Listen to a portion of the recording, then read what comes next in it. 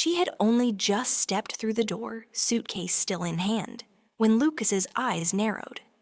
The moment she said, "I won't be working for Miss Adelaide anymore," she hadn't even gotten to explain why, before his face darkened like a storm cloud and his voice lashed out, sharp and bitter. "What do you mean you quit?" he barked. "That job paid $8,000 a month. What are you going to do now? Just sit around freeloading?" If you want to know how Lucas treats his own mother, hit like and don't forget to subscribe to follow the rest of the story. Will this mother finally confront her ungrateful son? The story has many surprises ahead. Don't miss it. For 30 long years, Helen Morgan gave her life away, bit by bit, sacrifice by sacrifice, to the boy she called her son. From the moment she held Lucas in her arms, pale and barely breathing in that orphanage crib, she knew her life would no longer be her own. She worked her fingers raw, cleaning homes in the early mornings, waiting tables at night, and folding laundry between shifts just to keep food on the table and his medicine stocked. She skipped vacations, buried her dreams, and even walked away from a marriage to a man who couldn't accept a child that wasn't his blood, just so Lucas could grow up in a home filled with love. She did it all without a second thought. But the day she told him she had lost her job, Lucas didn't ask if she was okay. He didn't offer a chair, a kind word, or even a moment of silence. He looked her dead in the eye and called her a burden, a parasite. That was the day something inside Helen finally cracked. She had only just stepped through the door, suitcase still in hand, when Lucas's eyes narrowed. The moment she said, "I won't be working for Miss Adelaide anymore," she hadn't even gotten to explain why, before his face darkened like a storm cloud and his voice lashed out, sharp and bitter. "What do you mean you quit?" he barked. "That job paid $8,000 a month. What are you going to do now, just sit around freeloading?" Helen stood there in stunned silence, her fingers tightening around the handle of her suitcase. Just hours earlier, she'd left the mansion of the woman she'd faithfully served for nearly 2 decades, Ms. Adelaide Quinn, an elegant widow with no family, who had treated Helen more like a confidant than an employee. Adelaide had passed quietly in her sleep 3 weeks earlier, leaving Helen a letter full of grace, warmth, and one final act of generosity. But she hadn't come home to talk about inheritance. She'd come back because, after all those years, she thought maybe, just maybe, she'd be welcomed as more than just a source of income. But Lucas's words hit her like a brick. The small joy she'd felt walking through her son's front door melted like morning frost under a cruel sun. Did he really believe she left that job just to rest? She swallowed hard and said softly, "I thought maybe it was time to be close to family again. Didn't Rachel mention she was planning to have a baby soon? I thought I could help. Be around, support her through the pregnancy, and postpartum recovery requires professional care," Rachel cut in coldly, arms crossed. She hadn't even looked up from her phone. Her mother, Eleanor Whitman, always a beacon of icy judgment, added with a smug sniff, "Helen, you were a housekeeper, not a midwife. Taking care of a newborn isn't about rocking chairs and lullabies anymore. It's a science now. You need training, certification, real qualifications." The two of them tag-teamed the humiliation so seamlessly that Helen almost wondered if they had rehearsed it. She gave a small, bitter chuckle. Some things never changed. Still, she forced a smile and said, "Well, if everything's already arranged, I won't stand in the way. I'll leave the baby care to you." Eleanor's eyes gleamed with condescension. "Good, but you'll still be covering the cost of the nanny and the night nurse. I'll handle the hiring. You'll just wire the funds." Helen blinked. Her throat tightened. Lucas jumped in immediately, picking up his mother-in-law's thread like they'd coordinated it. "Yeah, Mom, you really shouldn't have left that job. Our expenses are about to double. Honestly, you're in great shape. You should be working another 20 years. 20 more years. The words hung in the air like ash. Helen said nothing for a long moment. She simply looked at her son, the boy she had once carried down icy sidewalks to the hospital, whose tiny chest she had listened to night after night to make sure he was still breathing. The boy who used to cling to her apron and call her his safe place. And now, he called her a burden. "I'm 58, she said slowly, "and I think it's time I got some rest." Rachel let out a dry laugh. "Rest? You don't even have a pension. What retirement are you talking about?" Helen stared at her daughter-in-law with quiet disbelief. "I was going to start one years ago, but you both told me it was smarter to use that money to help pay off the mortgage." Rachel rolled her eyes. "Well, yeah, because your paycheck was pathetic, and no one told you to buy a house you couldn't afford without a loan. Poor planning isn't our fault." Lucas, now trying to play the calm mediator, raised his voice. "Enough, Mom. Rachel's trying to have a baby, and this stress isn't helping. This is exactly when we need extra money. You're healthy. You can keep working. Save the retirement speech for when you're 80. Helen froze, a dull numbness spreading through her chest. She had sacrificed her marriage, her youth, her health, her freedom, and still she was nothing more than a paycheck in their eyes. Helen didn't speak for a long while. Her heart beat slowly, heavily, as if trying to keep time with the years she'd given away without ever counting the cost.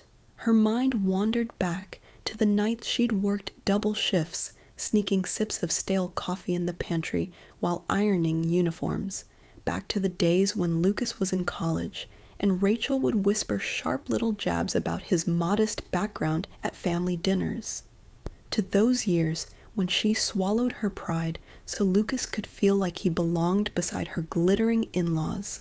She had sold her jewelry, canceled insurance policies, left behind everything she knew and moved to another city to serve as a live-in housekeeper for Ms. Quinn, just to save up enough to buy Lucas and Rachel their first home. And even though they never paid a single dime, the deed bore only their names. She remembered standing in the rain the day they moved in, holding a potted fern as a housewarming gift. Lucas had hugged her, eyes glossy with emotion. "One day, Mom," he said, "when we're better off, we'll take care of you." And for a long time, she had believed him, but now the truth stared her down in the dim light of her son's living room. She was never meant to be taken care of. She was only ever meant to give. Her voice came out calm, but steely. "I said I'm retiring, and that's final." Eleanor arched an eyebrow, her tone shifting instantly to one of artificial sweetness layered with menace. "Well, that's your choice, of course, but you can't expect to stay here forever. There's no spare room, and Rachel needs peace and quiet. You understand." Helen narrowed her eyes. There was something slick and rehearsed in Eleanor's tone, and it made her stomach twist. "But," Eleanor added, clasping her hands, "I do happen to know a lovely couple uptown, very wealthy, very private, looking for a live-in assistant, room and board, good salary. You've done that work before. It would be a perfect fit." Rachel brightened, as if the idea pleased her. "That's actually a great solution. You help them out, and your paycheck can help us. It's a win-win." Helen's face darkened. "I already quit," she said, each word sharp and low. "I'm not going back into anyone's house, ever again." Eleanor's smile vanished. Her voice cooled like a steel blade. "Well, if that's how you feel, then maybe you'd be better off at a senior residence. There's one nearby. Decent meals, good facilities. You could apply for a work-based stay, maybe kitchen duty, janitorial work, something to earn your keep." Rachel didn't even blink. "Now that's reasonable. You can't just stay in a hotel and expect us to foot the bill.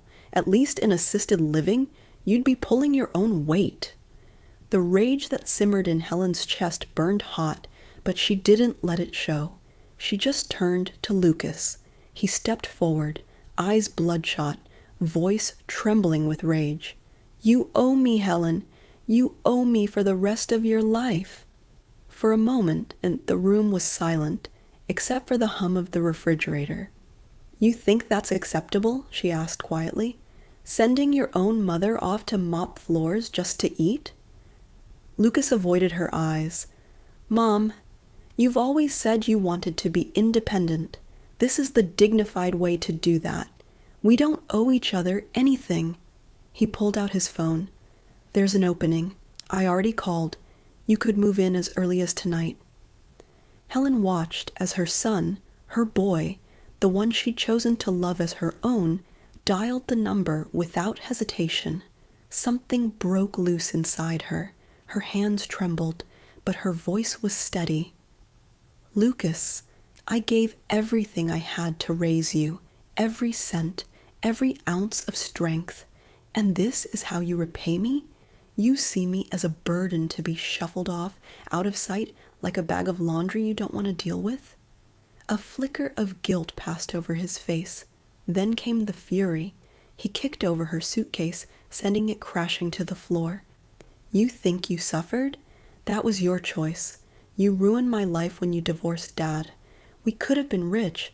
Instead, I grew up poor, and it's your fault." He stepped forward, eyes bloodshot, voice trembling with rage. "You owe me, Helen. You owe me for the rest of your life." For a moment, the room was silent, except for the hum of the refrigerator. Helen stood frozen, the pain in her chest like a dull knife. She stared at the boy she once cradled through a fever, the child she carried through crowded clinics, the son who wasn't even born from her body, but had lived in her heart every single day. And he had no idea. He had no idea that she wasn't his biological mother, that the man he still called Dad had given her an ultimatum 25 years ago: send the boy back to the orphanage or leave the marriage. She had chosen Lucas. And now he was throwing her out. She pressed her hand to her chest as if to keep her ribs from splitting wide open. She took one deep breath, then another, and then she said, "I'm done." Lucas opened his mouth to argue, but Helen raised her hand. "I said," she repeated, slower this time, "I'm done with this house, with being spoken to like I'm nothing, with pretending you love me when all you really want is my labor." She bent down, calmly lifted her suitcase from the floor, brushing off the dust from where it had fallen like she was wiping away years of disrespect. Rachel stepped forward, arms crossed, voice sharp. "You're just going to walk away? From your family?" Helen turned to her. "You stopped treating me like family the minute you priced out my worth in dollar signs.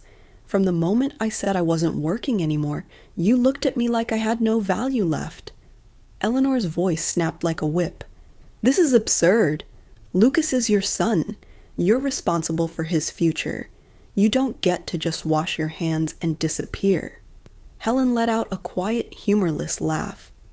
"Responsible? I was. For 3 decades, I carried him, fed him, clothed him, paid every bill, every tuition, every meal. And you stood in this living room and told me to go scrub floors in a retirement center to earn my keep." Rachel's eyes narrowed. "Don't act so righteous. You're a former maid with no job, no pension. You should be thanking us for letting you stay here." "No," Helen said, her voice like the edge of a frozen lake, smooth and deadly. "What you should be doing is thanking me for not telling you earlier what I've been keeping quiet." All 3 of them froze. Lucas squinted at her. "What are you talking about?" Helen slid her phone from her purse. Calmly, deliberately, she opened her banking app and turned the screen toward them. Rachel gasped. Eleanor's mouth fell open. Even Lucas took a step back. $8 million. The numbers glowed, black and white, unshakable. Real. For the past 20 years, Helen said, I served a woman named Adelaide Quinn. She had no children, no close family, but she had me, and when she passed, she left everything to me. Not because I asked, not because I begged, but because she saw me, she valued me, and in the end, she gave me what no one else in this room ever could: respect. Rachel blinked, speechless. Lucas stammered, why didn't you say anything? You came back here like a pauper. Helen smiled faintly. I wanted to see how you'd treat me. When you thought I had nothing, and they had failed, spectacularly. Eleanor recovered first. Well, that changes things, of course. This was all just a misunderstanding. Helen narrowed her eyes. Number. It wasn't. Rachel reached out, her voice sticky sweet now, the anger wiped clean by the scent of money. Mom, Helen, I think we should talk about things, maybe over dinner. No need, Helen said, stepping toward the door. I already made reservations at the Franklin Hotel, 5-star downtown. I'll be staying there until I purchase my new home. Lucas's eyes widened. You're buying a house? Helen turned back, hand on the doorknob. 2. With that, she walked out. The air hit her skin like a blessing, cool, free, clean. Behind her, she could hear Eleanor's shriek, Rachel's curse, and Lucas calling her name. But she didn't turn back. Not once. She wasn't running away anymore. She was walking forward, finally, after all these years, into a life that was hers. The Franklin Hotel was everything Helen needed it to be. Sleek, quiet, and with a view that stretched beyond the skyline, like the horizon was finally opening up for her. She spent the next few days meeting with Adelaide's lawyer, finalizing the paperwork and researching properties in the city's most prestigious gated communities. She wasn't looking for extravagance. She was looking for peace, and for the first time, freedom. On a bright Thursday morning, she pulled up in a town car to one of the most exclusive real estate showrooms in the city. The sign outside read, Maplewood Estates, with security at every entrance and a valet stand lined with high-end vehicles. Helen stepped out in a simple but elegant navy blue blouse and charcoal slacks. Her hair was pinned up in a neat bun, and she carried nothing but a leather clutch and the calm composure of a woman who no longer owed anyone an explanation. As she walked into the showroom, the high ceilings and polished marble floor made her feel as if she were entering a museum, not a sales office. There were murmurs of conversation, glasses of sparkling water clinking, and sleek model homes laid out on glass tables. "Good morning, ma'am," a young woman greeted her with a warm smile. "Would you like a tour of the property options?" "Yes, please," Helen said. "Start wherever you think best." The woman introduced herself as Grace. She looked no older than 24, nervous, maybe new to the job, but earnest. Helen was about to follow Grace toward the model homes when a sharp, sarcastic voice cut through the hum of polite chatter. "Do we let just anyone in now? Who's handling client screening these days?" Helen turned, and there she was. Ashley Whitman, niece of Eleanor, cousin to Rachel, social climber by design, gatekeeper by instinct. She wore a pencil skirt and expensive heels, her hair straight as glass, and her smile curled like a scythe. "Oh my God," Ashley sneered, crossing the floor with theatrical disdain. "Helen Morgan? What are you doing here?" Helen didn't flinch. "Viewing property," Ashley scoffed. "For someone else?" Helen met her gaze evenly. "Number for myself." Ashley's eyes widened in mock surprise before she burst into laughter. "You've got to be kidding me. What's next? You're here to apply as housekeeping staff? Or maybe hoping for a leftover pastry tray from the lobby?" A few heads turned. Murmurs rippled through the room. Grace, flustered, tried to interject. Ashley, she's with me. I was just about to give her a tour. But Ashley waved her off. Grace, don't waste your time. This woman used to be my aunt's maid.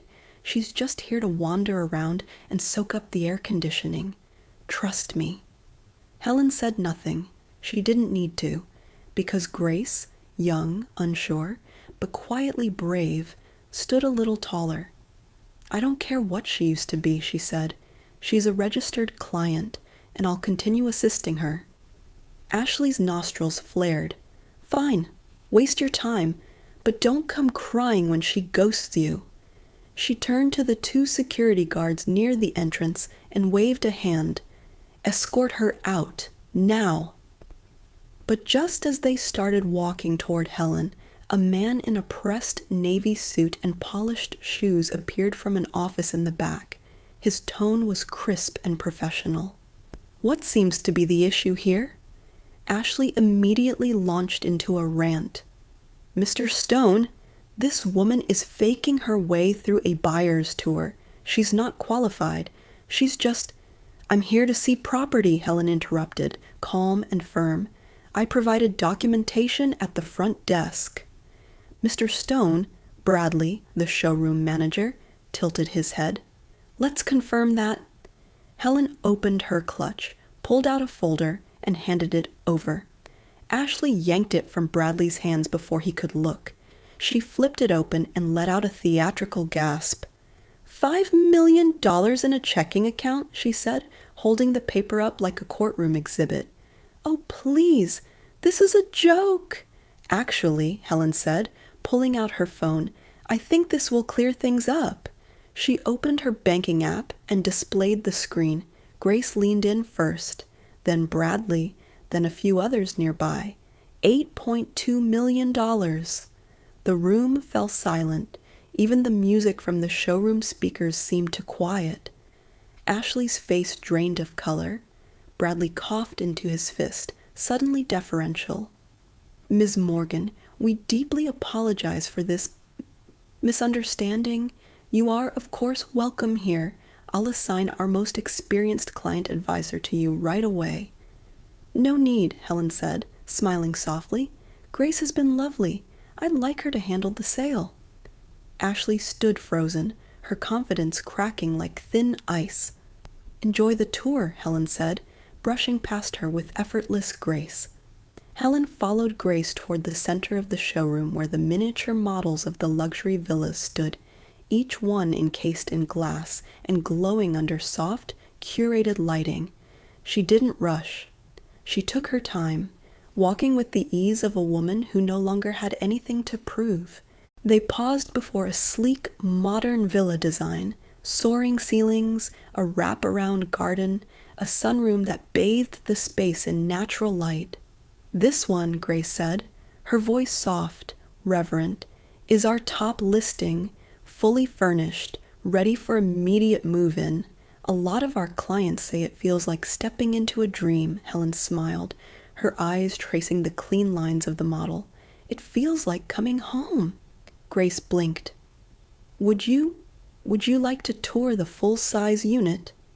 No, Helen replied, stepping back, her voice clear and firm. I'll take this one. No tour needed. Grace's eyes widened. Ma'am, are you sure? I'm sure. She reached into her clutch, pulled out her checkbook, and began signing the paperwork with the same steady hand she used to wipe her son's fevered forehead years ago. Behind them, whispers stirred again. Did she just buy it without even seeing the inside? She didn't even blink. That's confidence. Number, that's money. Ashley stood stiffly by the front desk, her jaw clenched, watching the sale she had tried to sabotage unfold in real time, her cheeks flushed with a bright, angry red. Helen slid the contract back across the counter. I'd also like to purchase a second unit, she said, turning to Grace, for investment. Grace nearly dropped her pen. You want to buy another? Yes, Helen said simply. One to live in, one to grow. Gasps rippled through the room. Bradley came hurrying back over. "Ma'am, Ms. Morgan, this is absolutely wonderful. We'll expedite the contracts. And may I say, Grace is doing a fantastic job assisting you." "She is," Helen said, with a kind smile.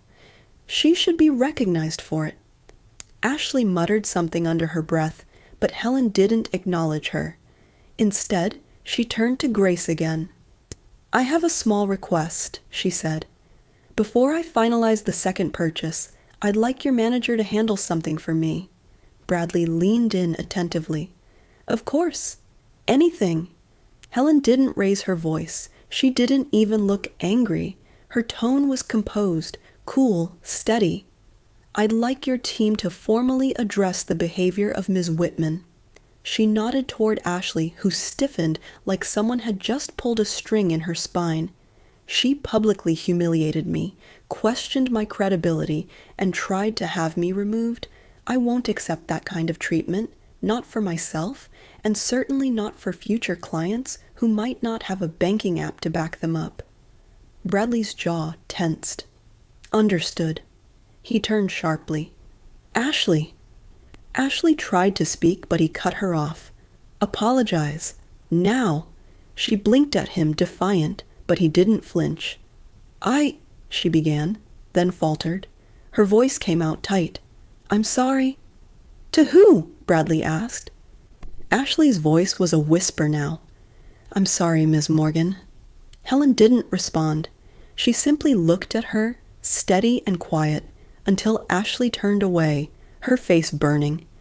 Grace stood beside Helen, visibly trembling with disbelief and pride. "Ma'am, this is the first sale I've ever closed," Helen smiled gently. "Then let's make it 2. A few days later, the sun was soft and golden as Helen strolled through downtown's historic district, a coffee in hand and not a care pressing on her chest for the first time in decades. She found herself wandering into Bell and Ivory, a high-end piano showroom tucked between 2 art galleries. It wasn't planned, just a quiet longing tugging at her as she passed the glass windows and saw the gleam of polished wood and ivory keys inside. Music had once been her sanctuary. Ms. Adelaide Quinn, her late employer and dearest friend, had insisted she join in piano lessons, saying, "A woman's hands should carry more than burden. They should carry beauty." Helen had laughed then, but she played, and she learned. Inside, the piano showroom was hushed, like a cathedral for melody. She walked slowly between the grand pianos, her fingers grazing the edges of the keys like old friends. A young sales associate approached her politely. "Please," Helen said, "I'd like to try this one if that's all right." "Of course," he smiled. "Take all the time you need." She settled onto the bench before a Steinway Model B. The room faded away. Her fingers, tentative at first, then steadier, danced into Beethoven's Moonlight Sonata. The notes rose and swirled, soft, melancholic, gentle like rainfall on a quiet lake.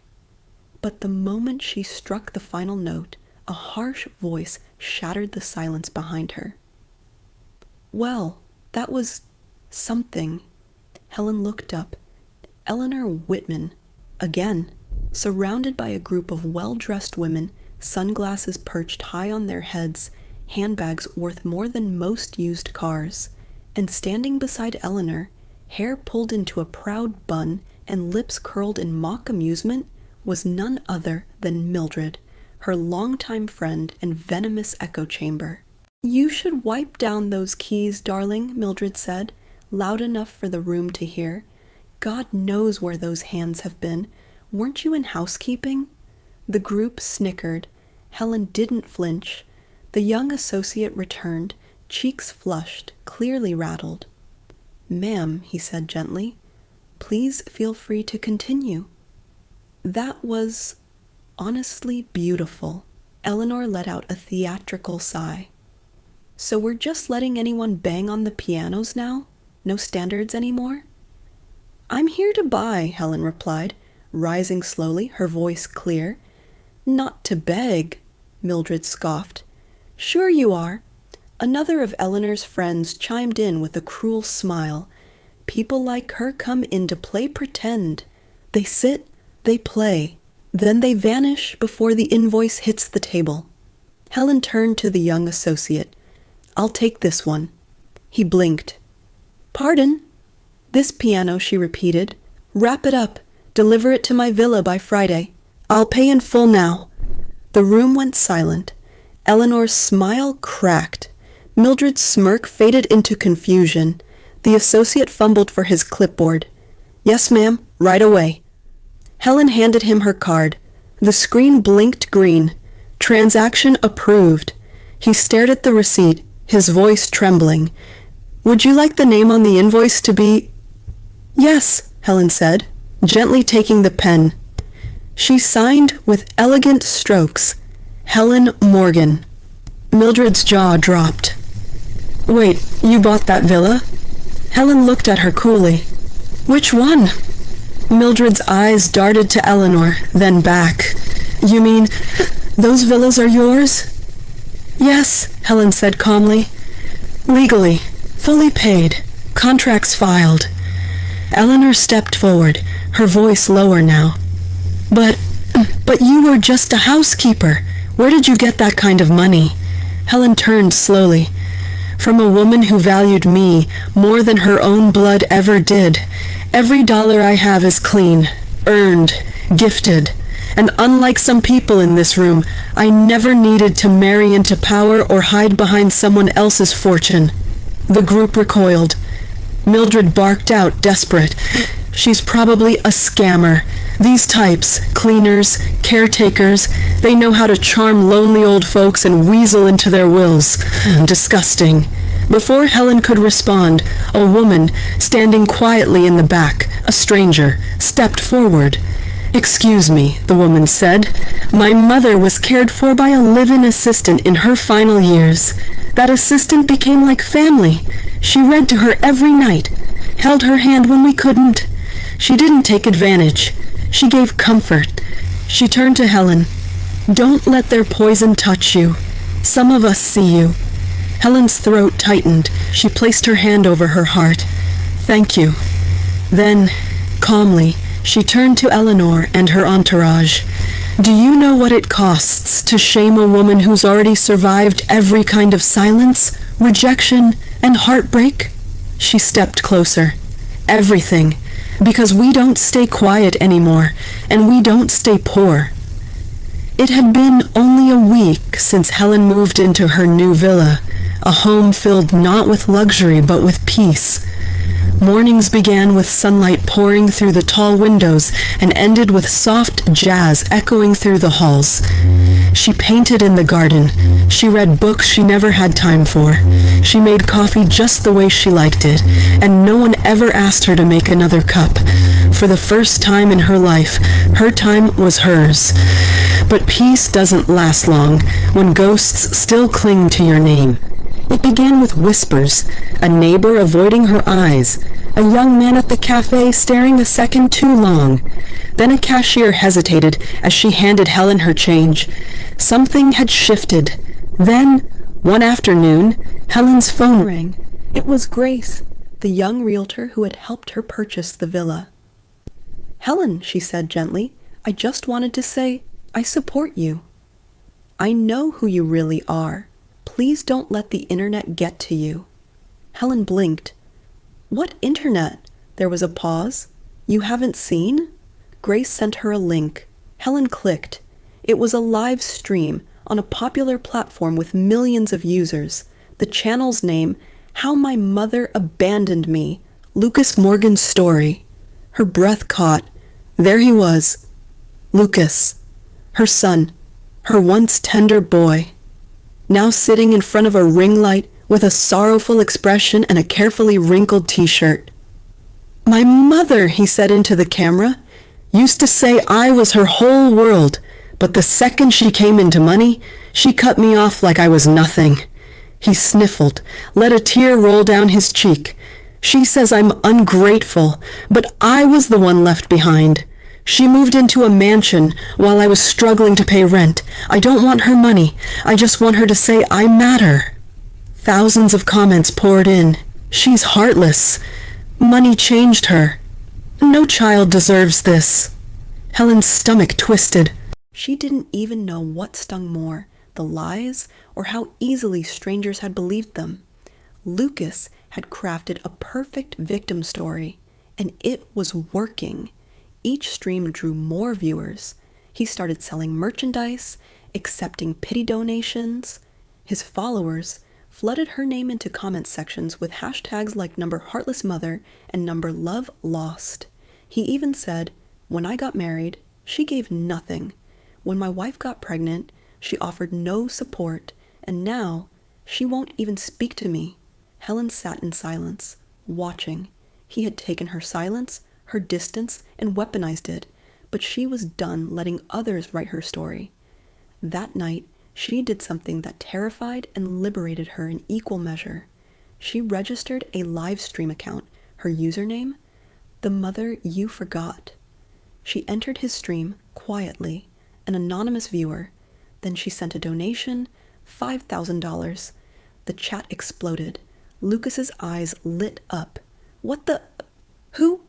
Then another message flashed on screen from her account. "Hello everyone, I'm the heartless mother Lucas has been talking about.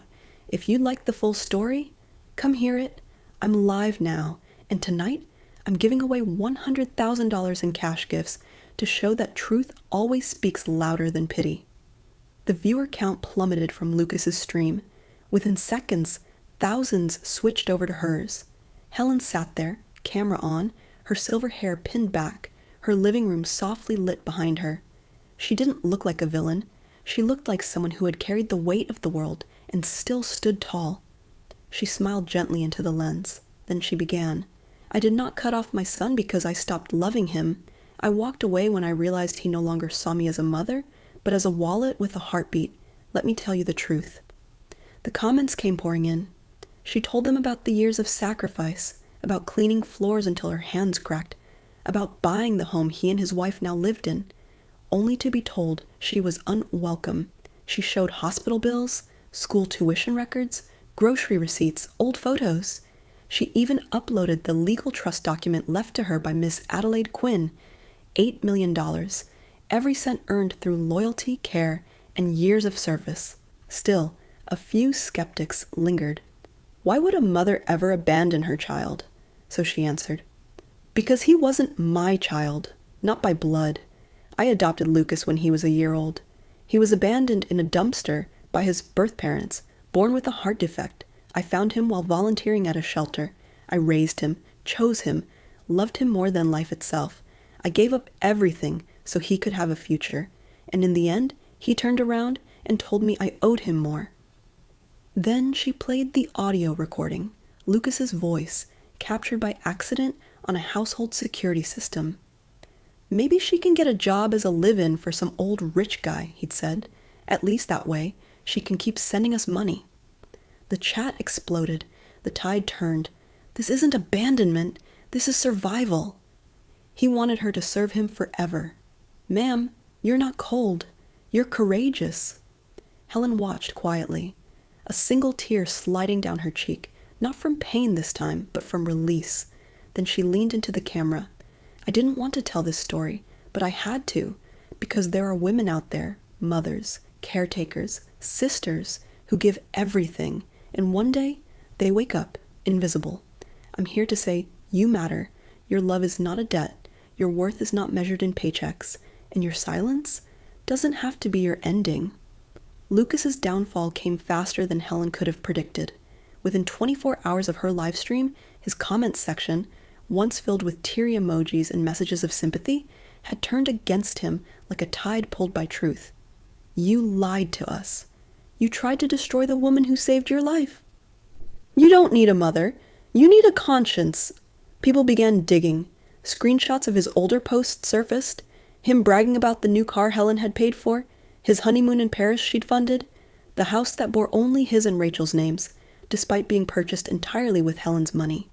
Even worse, the The platform that hosted his content permanently banned him for defamation, manipulation, and targeted harassment. That same evening, Helen's lawyer filed a lawsuit. It wasn't for revenge. It was for justice. The legal filing included verified trust documents showing Helen's inheritance financial records, proving years of support audio recordings, capturing Lucas and Rachel's plans to offload Helen to a senior work facility, and most damning of all, social media clips where Lucas flat out lied to millions of viewers about their relationship. The court date was set, and it didn't take long before the case became national news. The ATM mom headlines screamed, "Adopted son defames, mother who saved his life read another." People took sides, but by now, the truth had too much light to be hidden again. The courtroom was packed the day Helen took the stand. She wore a simple navy blue suit, the same color Adelaide once told her made her look strong. Her silver hair was tied back. She didn't cry, not even once. When asked why she hadn't spoken out earlier, Helen replied, "I thought silence was strength. I believed if I kept sacrificing, one day he'd see my heart. But silence without boundaries becomes permission, and I will never again give permission to be erased." Lucas sat at the defendant's table, looking small, deflated, alone. Rachel didn't show. The judge reviewed the evidence, line by line. The courtroom heard the audio of Lucas telling Rachel they should put her in a nursing home kitchen so she can keep funding us. They saw video clips where he painted Helen as a monster, while in private messages to friends he joked about milking the internet for donations. They even read the adoption certificate, proving what Helen had said was true from the start. Lucas's lawyer offered one final defense. My client was emotional. He exaggerated, but he's still her son. And Helen, sitting upright, finally spoke. Being born from my body wouldn't give him the right to destroy me, but being raised by my soul should have taught him never to try. The room fell silent.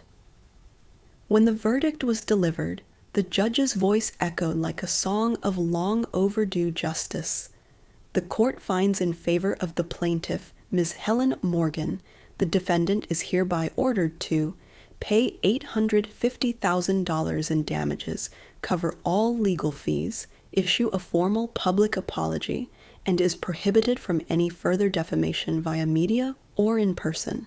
Lucas tried to speak, but the judge silenced him with a look that carried decades of authority. Outside the courthouse, the crowd parted for Helen like the sea. Cameras clicked. Journalists called out her name. She didn't stop. She didn't need to. She had spoken her truth, and the world finally listened. 6 months later, the house Lucas once called home, bought with Helen's labor, was legally reclaimed through an ownership reversal her attorneys had quietly initiated. Helen sold it immediately, donating part of the proceeds to women's shelters and caretakers unions across the city. She moved once again, but this time to a small, sun-drenched cottage on the edge of a lake. It had wisteria vines, a porch swing, and enough space for an easel and a garden. The neighbors didn't ask questions. They only waved, brought cookies, and let her breathe. There were no more phone calls, no guilt trips, no performances, only birdsong, and quiet, and the kind of freedom that can only grow from ashes. Sometimes people still asked, "Do you regret adopting him?" Helen would smile, sip her coffee, and say, "No. I don't regret loving someone who needed it, but I do regret not learning sooner that love without respect isn't love, and that the people you give your life to should never feel entitled to own it." 2 years passed. It started with a name, the Adelaide Foundation, in honor of the woman who had seen her when no one else had. Its mission was simple: provide legal and emotional support to elder women abandoned or mistreated by their families, offer scholarships to adult women returning to school after a life of caretaking, build temporary housing for overworked caretakers in crisis, and most importantly, to give women like Helen a voice. Within a year, the foundation had gone viral. Stories poured in. The seasons rolled gently through the lakeside town, winters soft and white, summers golden and slow. Helen had grown fond of her quiet mornings, her garden, her piano, and the way the world felt quieter without expectations pressing on her shoulders. But she hadn't forgotten. She hadn't forgotten the women in her old neighborhood who still scrubbed floors in silence, the caretakers who were dismissed like background noise, the mothers who gave everything only to be treated like nothing. She couldn't save every one of them, but she could do something. And so, with the same deliberate hands that once cleaned strangers' windows and packed her son's school lunches, Helen created something beautiful. One woman wrote, "I watched your stream from a hospital bed. My son left me there for 3 weeks. Your words reminded me I'm not disposable." Another shared, "You taught me that walking away isn't failure, it's survival." Thank you, Helen received thousands of letters, some handwritten, some typed, some folded with trembling corners, others tear-stained, but they all said the same thing. You made me feel seen. One morning, she returned to the same social platform where it had all started. The streaming account she used sat untouched for months, until now. She pressed, "Go live." Within minutes, 80,000 people tuned in. She didn't wear makeup, didn't dress up. She simply sat in her garden with a shawl over her shoulders and the breeze in her hair.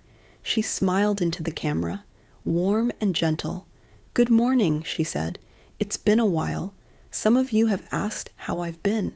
The truth is, I've been healing and building.